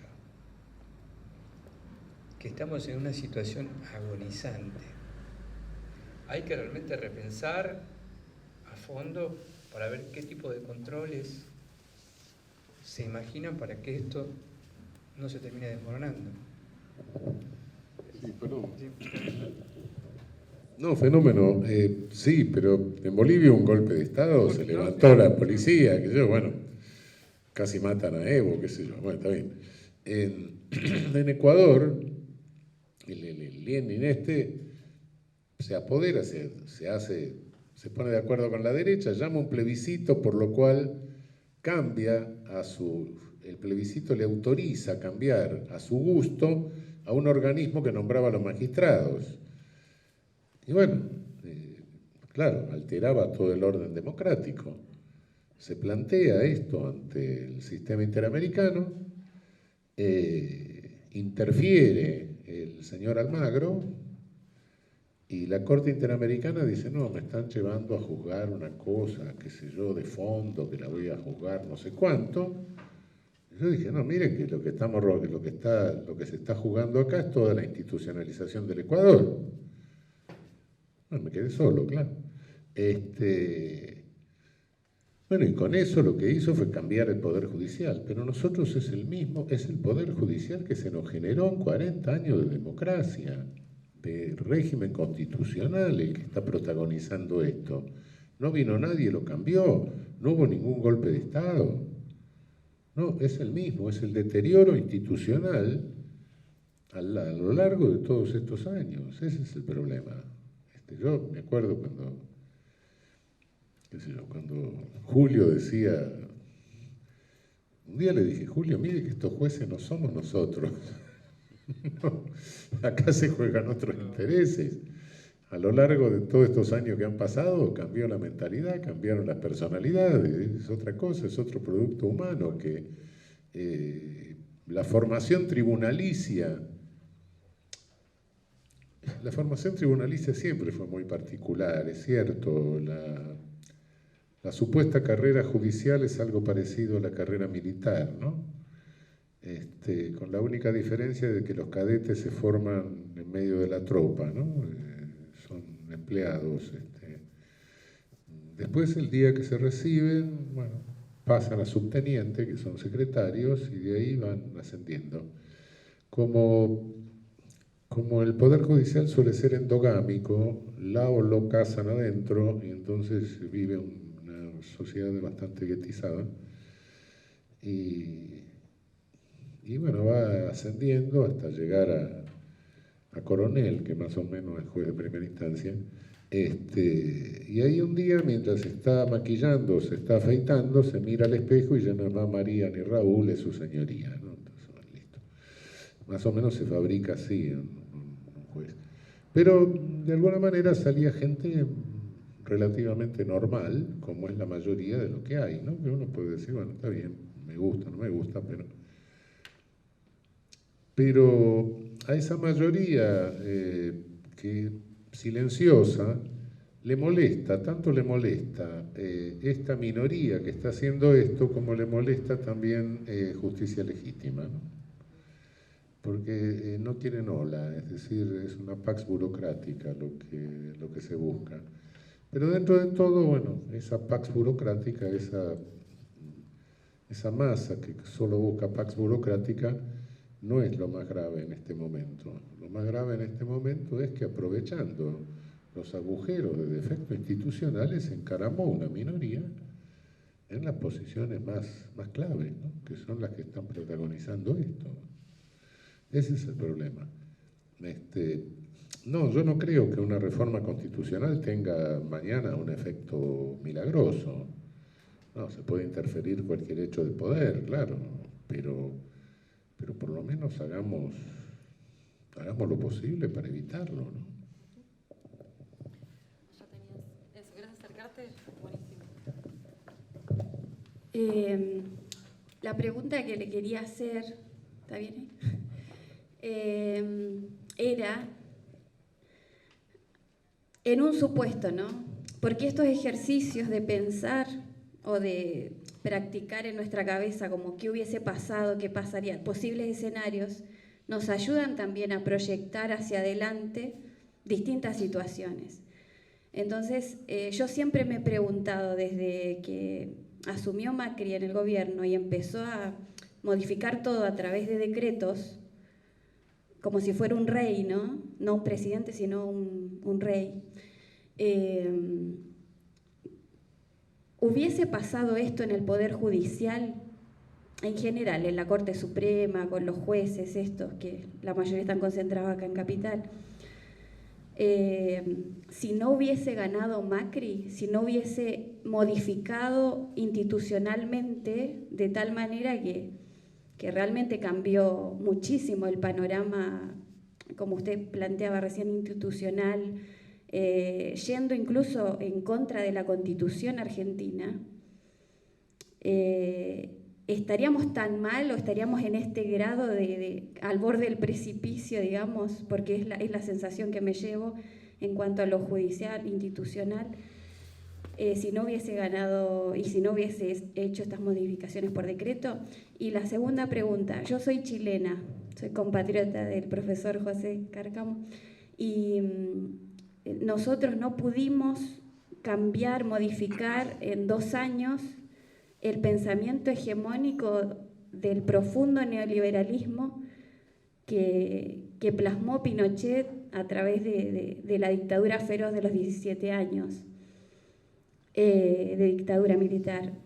Y todavía nos estamos preguntando y todavía estamos choqueados porque hace un mes que fue la derrota de la aprobación de la nueva Constitución.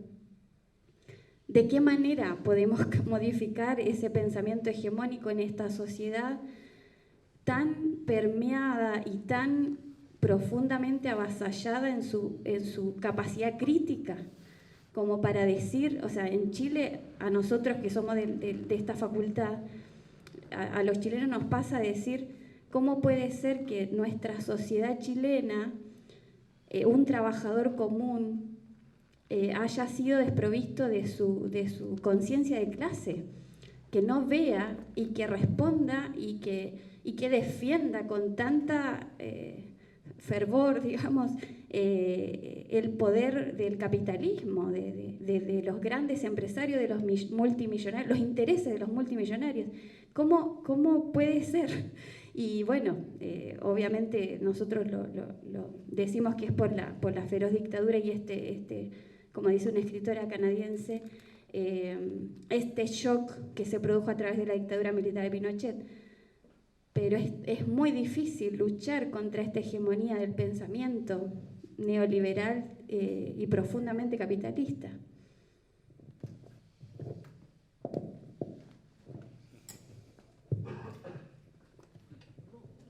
Bueno, yo no promuevo ningún acto de violencia, ¿no? Pero tirar una serie de antenas de televisión no estaría mal, ¿no? O sea, se cayeran por accidente, ¿no? No, lógicamente, si permanentemente se está llenando de fake news, si permanentemente se dice que si se va a votar a otro, van a venir los negros a ocupar el cuarto que tenés libre en tu casa, que los negros le dan la casa y levantan el parqué para hacer churrasco, si te van a sacar tenés 2 frazadas y te van a sacar una. Bueno, claro, y eso te lo dicen las 24 horas del día, durante unos 7 días a la semana, y bueno, qué sé yo, a mí me infunde miedo si te están diciendo eso. Bueno, ¿cómo vas a desarmar eso? Están creando una realidad, es la misma. No han inventado mucho, es Goebbels, con una tecnología moderna, simplemente. Bueno, ¿cómo se desarma eso? Y bueno, lo primero que hay que desarmar es el monopolio de medios, sin lugar a dudas. El objetivo principal es ese. También lo dijimos. Y bueno. Se votó. Sí.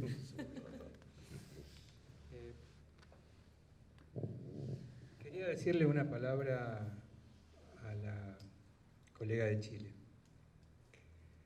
Cuando comencé la exposición, hablaba del libro absoluto del universo.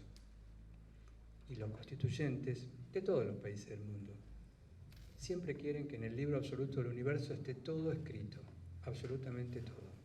Por ejemplo, en la república llamada de Weimar, intentaron poner todo. Pusieron tanto que no se pudo terminar de entender y que dio lugar a que venga un animal feroz y se aprovechara de eso. No voy a abrir juicios sobre Chile.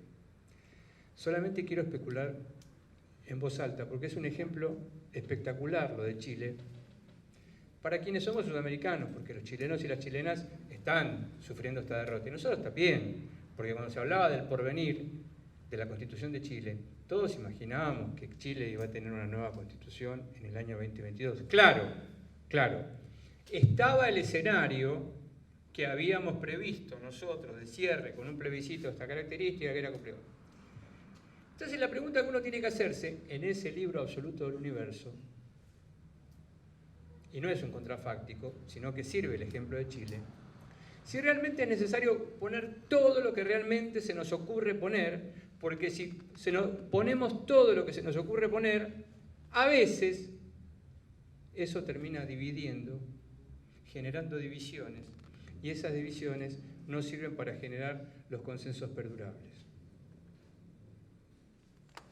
Hay determinados principios y reglas en la que no fue la Constitución de Chile, que quizá podrían haberse evitado del modo como fueron redactadas y consignadas y no generar una divisoria de las aguas a un electorado que termina confundido siempre con los plebiscitos, porque la realidad es una ola como un tsunami que lo ha consumido. Es un gran ejemplo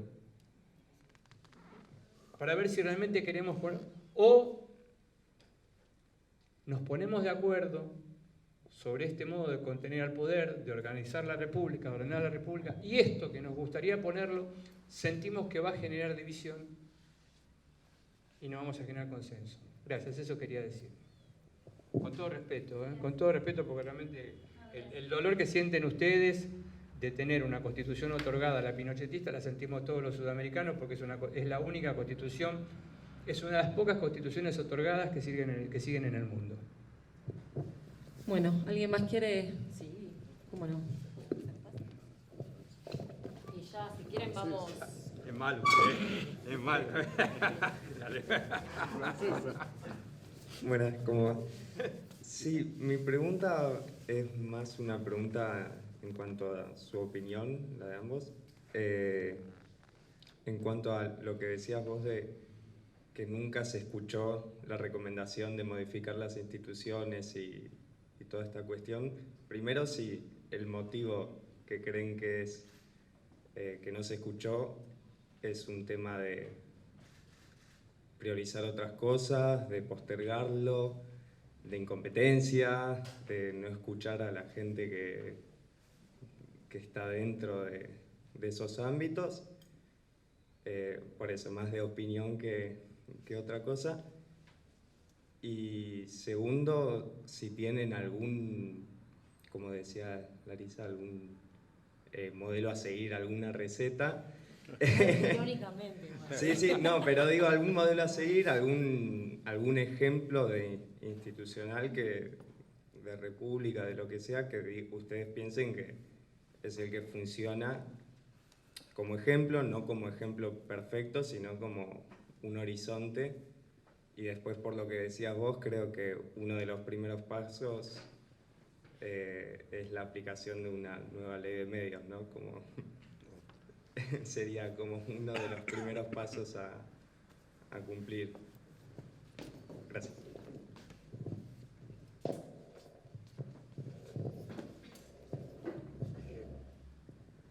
La verdad es que no tengo ninguna receta. Sé que hay que repensar el Estado y la forma republicana de gobierno. Hay que repensarlo porque hay que actualizarlo. Como dije en un momento de la exposición, se van a cumplir 40 años de democracia constitucional. Es un punto muy importante para saber el pasado, actualizar el presente y ver cómo nos trazamos el horizonte de proyección para el futuro. Pero te voy a dar un argumento muy fuerte también para repensarlo. El 75% de los argentinos nació después del golpe de Estado de 1976. Y y casi el 66% después del 10 de diciembre del 83.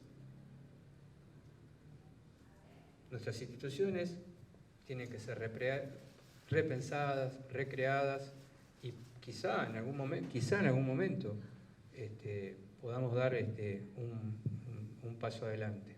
Pero no, la verdad es que no puedo hacer una descripción, quizá el caso de Chile nos viene a nosotros como decir, pensábamos que había otra mayoría en Chile, pensábamos que había funcionado de otra manera, que habían sancionado a la Constitución.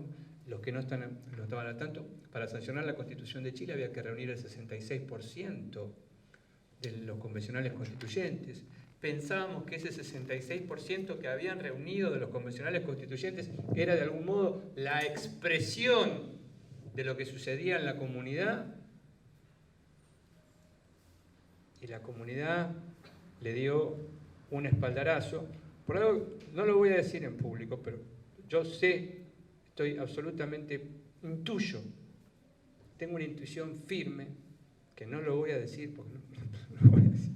Yo sé por qué fracasó, estoy absolutamente seguro. Y una vez Raúl me lo dijo, no legislen sobre eso, porque si legislan sobre eso van a ser tapa de diario y la legislación que ustedes quieren hacer no va a salir. Raúl, ¿no se acuerda de eso que me dijo? No me acuerdo. No se acuerda.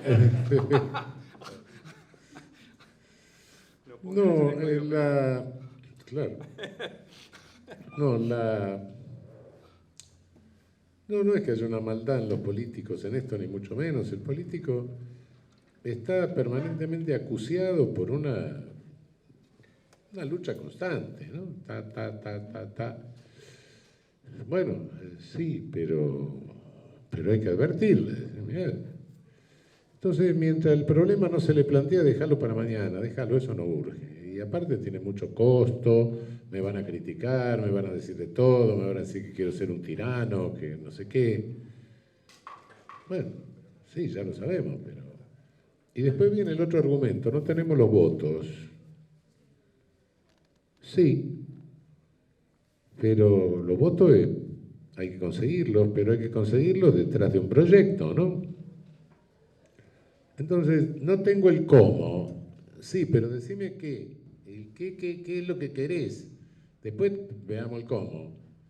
Y si no definimos proyectos, bueno, no vamos a convocar a nadie, ¿eh? Ni vamos a movilizar a nadie. Se moviliza detrás de proyectos. Bueno, esa es la cuestión. Primero pensemos el qué. Y el cómo después una lucha. ¿Qué vamos a hacer? Bueno, algún día la conseguiremos.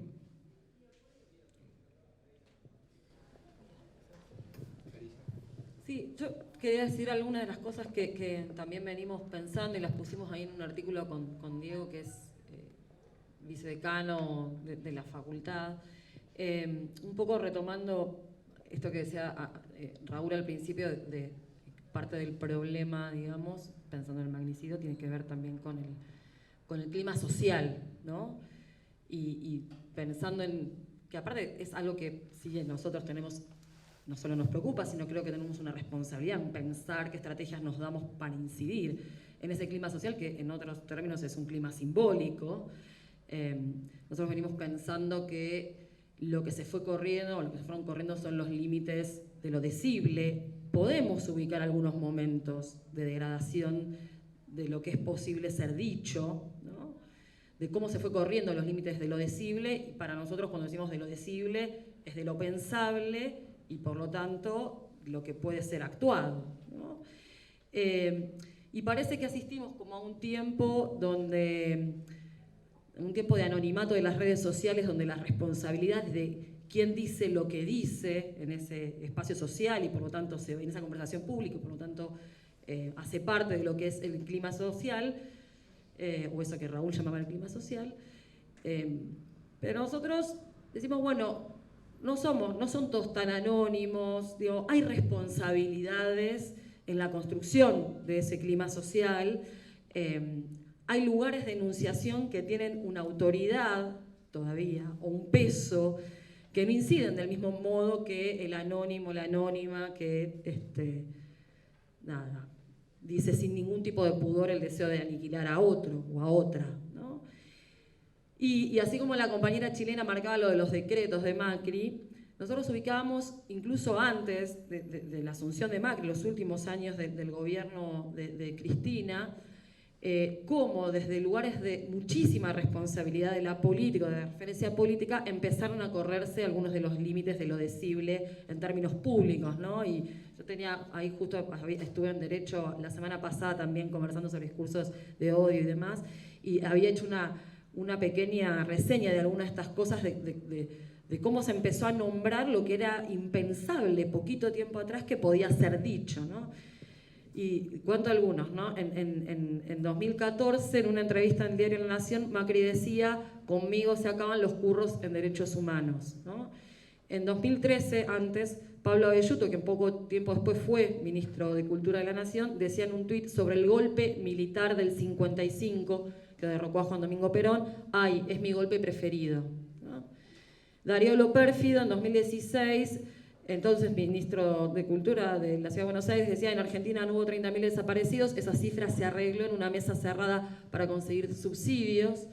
Bueno, ya yendo un poco más en el tiempo, en 2017 el Ministerio de Educación porteño lanzó un 0800 para recibir denuncias de familiares disconformes con la iniciativa de docentes para conversar en las aulas acerca de la desaparición de Santiago Maldonado.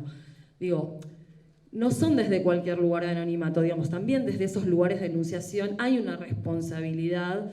Bueno, probablemente fueron como probando, ¿no? Corrían un poco el límite, no pasaba nada, corrían otro poco el límite, no pasaba nada, y no es casual que este límite, por lo menos lo venimos pensando así, son reflexiones abiertas, digamos, vayan precisamente, ataquen a lo que fue constitutivo, digamos, de la democracia, de estos últimos 40 años de democracia, que son los derechos humanos, digamos, ¿no? Si pensamos que el nunca más no fue un simple lema, sino que fue casi, uno podría pensar, el imperativo desde el cual se fundó la nueva democracia, que expresó de algún modo el rechazo al terrorismo de Estado, pero al ejercicio de la violencia, en definitiva, como forma de dirimir la diferencia política y los proyectos de país en confrontación. Entonces, no nos parecía casual encontrar en el ataque, desde este lugar de responsabilidad de enunciación, a eso que de algún modo se erigió en el imperativo, digamos de la democracia que se recuperaba en el 83. Pensar en términos de responsabilidad también nos invitó a pensar en ya sea en el periodismo, los periodistas o los medios o los políticos o la justicia, también en términos en plural, ¿no? La justicia, sino son, digamos, también hay diferentes posiciones, hay disputas en cada uno de estos espacios y hay responsabilidades diferentes, porque pensar estos lugares en plural también nos invita a hacer una interpelación al conjunto, yo diría al conjunto de quienes tenemos algún tipo de responsabilidad institucional para volver a pensar las instituciones, pero también para pensar lo que está en juego en este momento, ¿no? Y para que en definitiva el magnicidio no entre dentro de la serie de noticias que todo lo iguala y entonces es lo mismo el magnicidio que la detención del Teto Medina y sigue, ¿no? Con todo su gravedad licuada, ¿no? Bueno, José, vos querías compartir algunas de las cosas que veníamos pensando también por ahí desde un lugar un poco más, digamos, también simbólico, y bueno, para sumar a la conversación. Bueno, primero, bueno, agradezco, ¿cierto?, a los panelistas, a Juan Pedro, a Raúl, a Gustavo, a Larisa. Y bueno, son temas para reflexionar. Justamente se habla de las instituciones. Y las instituciones tienen que ver con lo que vimos en la última clase sobre los satisfactores, ¿cierto? Eso al parcial. Claro, sobre los satisfactores. Y también se ha hablado de la dialéctica del amo y el esclavo, ¿cierto?, de la vida y la muerte. Bueno, ahí tenemos la entropía y la negaentropía, donde el neoliberalismo, sin ninguna duda, es una institución de muerte y entrópica, ¿cierto? Entonces, esto es totalmente una aplicación, ¿cierto?, lo que hemos estado viendo durante el cuatrimestre, y sobre todo en las últimas clases, con economía del cuidado, pero también, ¿cierto?, nos hablaba Raúl y Gustavo del colonialismo financiero, ¿cierto?, que comenzaremos a ver nosotros después del parcial, ¿cierto?, después del parcial. Que son los modelos de desarrollo, ese capitalismo financiero, ¿cierto?, versus soberanía. Así que gracias por estar, ¿cierto? Y esto va a estar grabado, ¿cierto? Lo vamos a cargar y sin ninguna duda va a ser un trabajo para la segunda parte porque tiene que ver con todo eso. Muchas gracias.